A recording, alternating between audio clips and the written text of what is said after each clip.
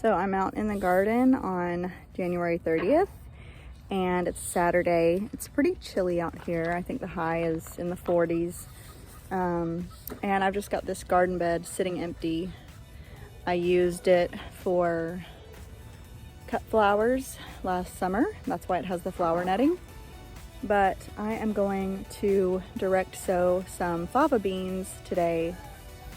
And they will actually appreciate the support of the flower netting. It's not necessary, but I'm just gonna leave it there and direct sow some fava beans today.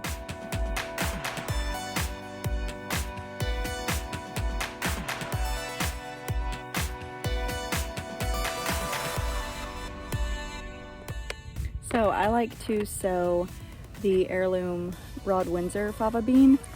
It's very easy and doesn't require anything once you plant it. The soil is moist here, so I don't even have to water it. And this is about how big they are. So generally speaking, I like to sow seeds twice their depth. So I'm just gonna push this into the ground, cover it up, and keep an eye on it.